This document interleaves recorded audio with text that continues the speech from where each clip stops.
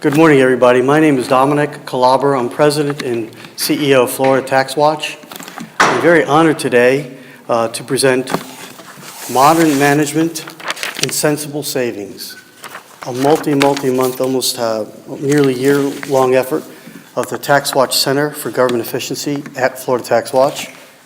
The report identifies more than $1 billion, that's $1 billion in potential cost savings for Florida taxpayers. As Florida continues to save some of this money rather than spend it unnecessarily, the state will increase its bond rating, which truly is a gift that we'll keep on giving to Florida taxpayers. It will allow us to put money towards reducing our debt further. We've already reduced our debt $3.6 billion of a long-term debt, one of the few states in the nation that's doing that, which does increase our bond rating. It allows us to, by cost savings, to put more money into education, more money in direct services, more money right into the pockets of the citizens of Florida, not only the taxpayers, but the very constituents, school kids, teachers, principals, needy Floridians that need money in healthcare and other areas in economic development and the like. This report, however, is also not made up of just cost savings recommendations alone. The report also includes several opportunities to increase efficiency in Florida government. These efficiencies will allow for the state to provide better services for its customers, who are ultimately the taxpayers of Florida, but also the constituents of government services. So the net result will not only be savings, but also better services. This was the very founding mantra of Tax Watch founders Phil Lewis and Kenny Plant. Bipartisan start some 35 years ago. And we're keeping with that tradition to this very day. And we're doing so with great leadership from the business community, from the philanthropic community, from the professional community, the best and brightest minds throughout Florida. While many of the recommendations Florida Tax Watch has presented in the past 4 or 5 years have been implemented by the legislature and the past 2 governors, there's still a few major reforms that have the potential to make a substantive, positive impact on Florida's budget and the hardworking taxpayers that fund it. Following in the footsteps of the Government Cost Savings Task Force, whose recommendations have saved taxpayers approximately $4.2 billion during the past 4 or 5 years, the Florida Tax Watch Center for Government Efficiency will focus year-round on types of recommendations in this report. I want to just address momentarily, before I introduce the chairman, who's just done a phenomenal yeoman's work. It's more, not just herding cats, but herding the staff and bringing some great talented people together, working with the governor's office, working with legislative leadership. We've got the professional staff, Robert Weissert on the far end. Robert is our Chief Research Officer and General Counsel. VP for Research, who's at the office working right now, Kurt Wenner. Our Chief Economist is Dr. Jerry Parrish. Our Senior Advisor, Steve Evans, who's also a member of this task force. We've got Danny Lavarnia, who's our Research Analyst. Danny, raise your hand back there. Danny. We've got Chris Berry, who's our Publications Director. Dr. Tamara Demko, Director of the Tax Watch Center for Health and Aging, is back at the office working. Nathan Weibel, Research Analyst.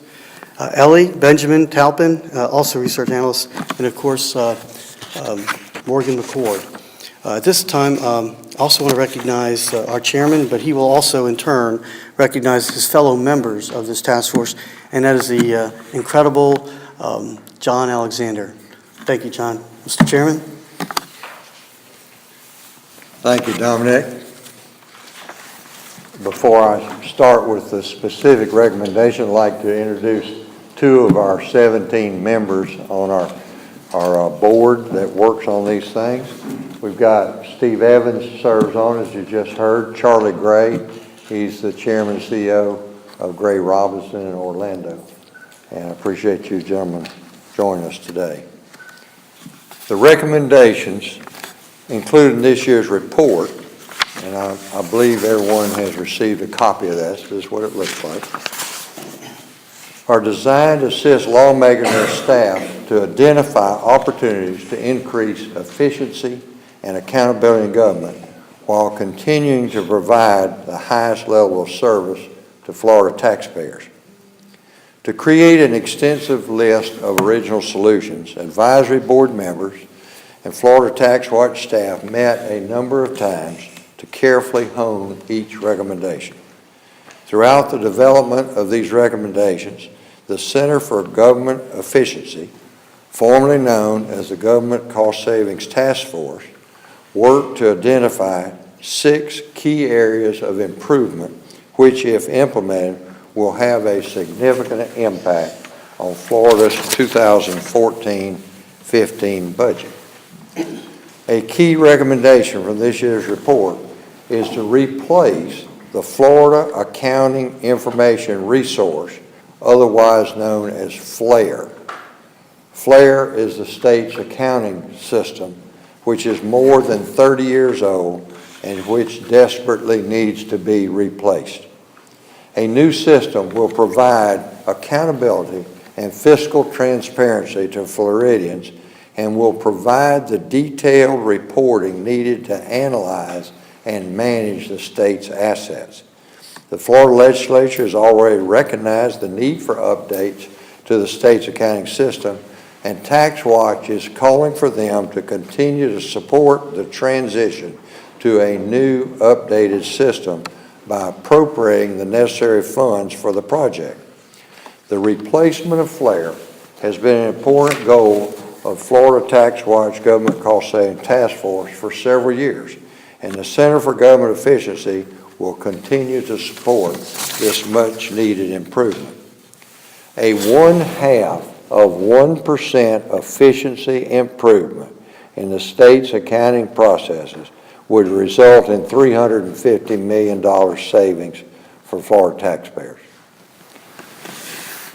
Number 2, one of the major areas of recommendations included in this year's report are comprised of several individual recommendations. The first of these broad recommendations is to have the state determine and implement enterprise-wide best practices in a number of areas.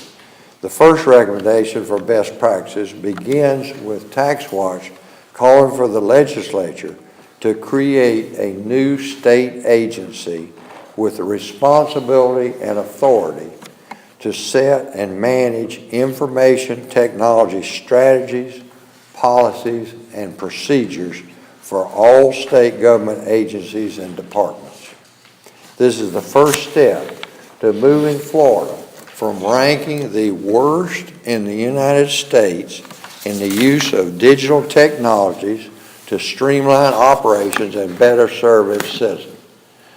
I don't know if y'all feel the same way, but I do not believe leading from behind, being the worst out of 50 states, is very complimentary, and therefore it translates to a lot of potential savings. The second area of best practice relates to the DMS, Department of Management Services, lacking the necessary authority to manage enterprise-level procurement to maximize the value of state spending. The third area of best practices relates also to the DMS, who has the overall management responsibility of state-owned properties. However, of the 16,000 properties owned by the state, DMS only manages 108. Properly managing the state's assets under a centralized management operation will reduce inefficiencies such as duplicative management contracts and services. The adoption of this recommendation will save Florida more than $70 million annually. The third recommendation, the Center for Government Efficiency is once again calling for all new state employees to be enrolled in a defined contribution investment plan under the Florida retirement system. The current defined benefit plan option in the Florida retirement system unfairly leaves taxpayers liable for the state's pension obligations. Moving to a defined contribution plan will align state benefits with those provided by the private sector and help reduce the state's long-term financial liability. Florida would save more than $10 million in the first 2 years of a transition to a defined contribution plan. Fourth recommendation is an area of recommendation report that focuses on improvements to Florida's criminal justice system. The recommendations are designed to help the criminal justice system rehabilitate prisoners, reduce recidivism, and increase public safety by expanding programs that have been proven to help prisoners assimilate back into society. Tax Watch is calling for the expansion of diversion programs that work to prevent nonviolent offenders from entering prison, the expansion of educational, vocational, faith, and character-based programs that reduce recidivism rates and give inmates needed skills, and finally, the expansion of reentry and work release programs that prepare inmates for a smooth reentry into society. The estimated savings of expanding these kinds of programs will save the state more than $131 million. The next area of recommendation calls for improvements to the state health insurance system. Tax Watch recommends conversion of the state group insurance program to a defined contribution health plan. Other notable recommendations include a comprehensive audit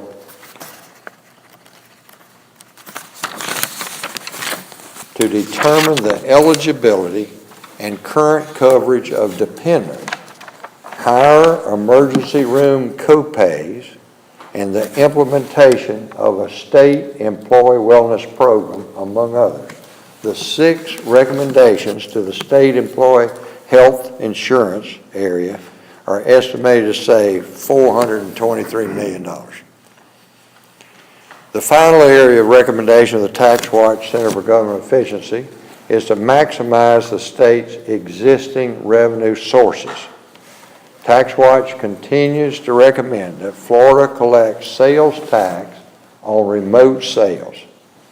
By collecting revenue that is rightfully owed to the state, Florida has the option to reduce other tax burdens. The recommendation also calls for expansion of audit coverage and an increase in the use of available federal dollars without spending additional taxpayer money. The potential savings from this recommendation would exceed $220 million. In conclusion, since the inception of the Government Cost Saving Task Force in 2009, it has been the goal of Florida Tax Watch to have the legislature implement cost savings programs. This year's cost savings report should be especially helpful to the state's elected officials who have called for a $500 million tax cut for the 2014 fiscal year, as our recommendation may help offset the cost of such a tax cut.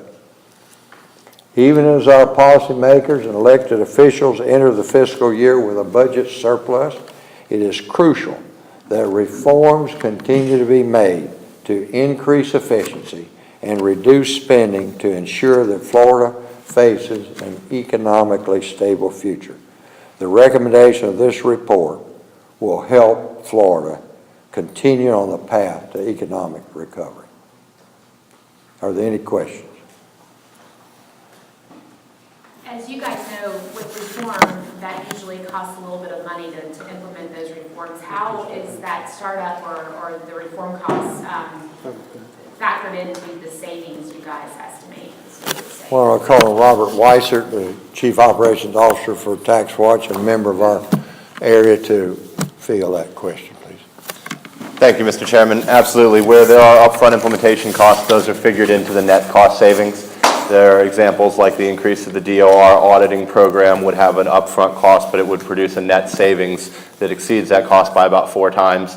Also, the FLAIR implementation will obviously take both upfront cost and time investment to create that new system, but those are factored in and mentioned in the report as we discuss how the recommendations were determined. All the formulas are laid out clearly so the steps to come up with those estimates can be followed.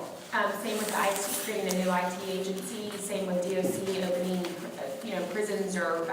reentry programs that, I mean, there are buildings now, I believe, that are dark, that they have seniors. Let me speak to the IT concept. It's not too debatable other than the cost and how do you do it to replace flare, because there isn't a business in the state of Florida that's operating on a 30-year-old accounting system, except the state. So I don't believe that's debatable very far, except how do you do it and how do you feel the cost.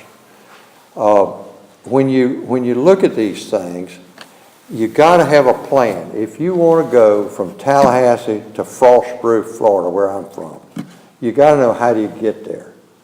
Well, that's the same thing with, before you go spend a lot of money with a quote-unquote new accounting system, we got to have a plan. And we believe the way to get the plan is create a small agency, but answerable to the cabinet, so that they would have the authority to set the priorities and the strategy of the IT work for all agencies and departments. Otherwise, we will continue to have the same thing we have right now. So, yes, it will cost a little bit. We're not talking about a 200-member agency. We're talking about a think tank type of agency that focuses on strategies and policies. And then you will still continue to have IT people in every agency, because somebody got to, go to where we call it boots on the ground. You got to apply these things. So yes, it will cost a little bit, but we do not envision a huge cost of that think tank. We need that desperately before we start pulling the trigger to buy whatever, IBM systems or somebody else's systems. There are a lot of systems out there. Probably all of them can do the job, but listen, there's been a lot of money spent in the past on pieces of new systems, and they've been very challenging. Some never were implemented because they couldn't figure out how to put them in sync with FLAIR. That's the problem. Mr. Chairman, can I answer? Sure. Ladies, excellent question. The second half was on prisons. In fact, I guess 5 years ago when we started this, Chairman Alexander's son was the Ways and Means Chairman. His very first entrance into Senate Ways and Means Committee, and Robert Weiser and I sat down with him at the invitation of then President Jeff Atwater and helped fashion the Senate Bill 4A, 8A, and the budget that helped avoid a $1.5 billion tax spending cut, because they did some efficiencies. One of the things we pointed out starting then is you got to manage this whole corrections. We began to turn the tide. We began to change the paradigm of just simply incarcerating folks. We've got to learn to manage and not accept that we're going to have this increase of prison population. The nature of the system is such that it will only add more and more people. You've got to build in from the state attorneys, the juvenile justice system and the like. We're seeing, for example, in Broward County, a great example on public policies where we've got to ask each of the circuits to begin to thoughtfully look at what are nonviolent offenders to prevent them from getting in there in the first place, and also what can we do to expedite those who have gotten the kind of transformation that they need in their lives so they're not going to recidivate. So we've got to truly manage the system, and frankly, we went from an extreme in the 1980s where only 18% of folks were serving the prison sentence, they were serving up to 22% of their prison sentence, to where now many are serving 88, sometimes 90%, and the law requires 85. But the most important one is we've got to manage it a whole lot better than we are, and we're not doing a lot of those things. So these will be some of those ingredients to help make sure we manage, because Texas, Indiana, Georgia, so many of our peer states are seeing their crime rates fall, but also their incarceration rates fall. So we can now, they're putting money in things like education, economic development, universities, things that add real value rather than crime colleges that will just add more costs in the future. So that's some of the things that these will help to do. Sorry, Mr. Are there other questions? Yes, the politics of the internet sales tax. Next year's an election year. If I'm a representative, I vote for this. I know my opponent's going to say, well, he voted for $1 billion sales tax increase. And never mind the details that it's not an increase. How would you assess the politics of getting this done I'm not an expert in that area. I just know business principles. Business principles, you don't let somebody get away with not paying something that they're due. Citizens actually owe the tax. They may not pay it, but if they've placed an out-of-state order by telephone, internet, et cetera, they still owe the tax. So one issue is how do you collect it? Obviously, it would be nice if the Congress would recognize states' rights and just say, you know, we reaffirm states' rights, collect the taxes for the citizens that live in their states, but they haven't said that. They could do some other things like that to clear the national point. We have, of course, the decisions on Nexus, where if an out-of-state company has an in-state presence, then they do become a part of the collection process. But politics, I don't know, we can argue it all day, I'm sure. Last year, the governor was supportive of this idea, provided it didn't increase taxes, and translated that he wanted to see an offset to other taxes. For example, the taxes on communications, where Florida is the second highest in the nation on taxes on communications. He wants to see that lowered with a trade-off. That has to be hammered out in the legislation and also the governor's deal. There's both sides to it, of course.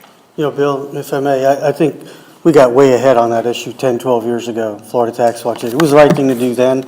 It's even more important today because I think, as the chairman said, we're finding that this is a disadvantage that the lawmakers of Florida are handicapping our own Florida businesses and our own Florida citizens that are helping, aiding and abetting competitors outside the country and certainly outside the state of Florida have an unfair 7 to 7.5% cost advantage invading our markets. And I think increasingly most statewide organizations that didn't support this 8, 7 years ago, 5 years ago even, now do.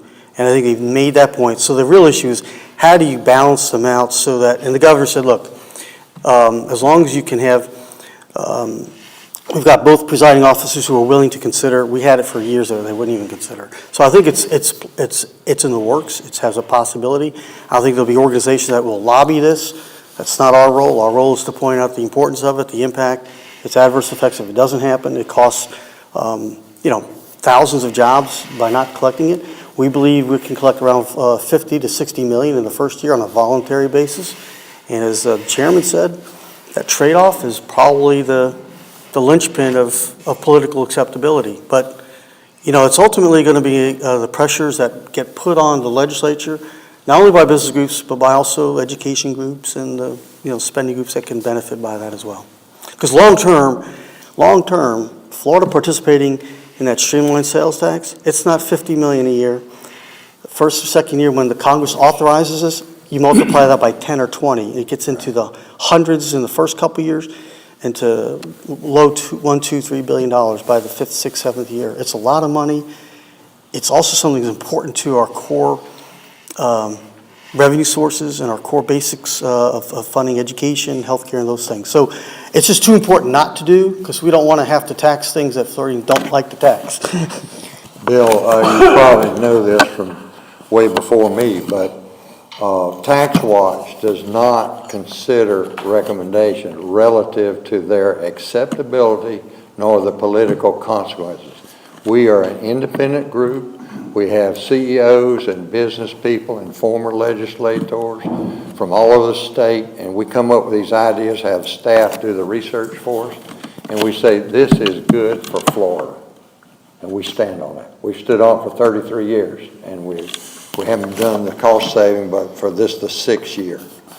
But it's been accepted to an extent by the legislature and the governor over the past 5 years, and we will continue to work to make Florida a better place to live.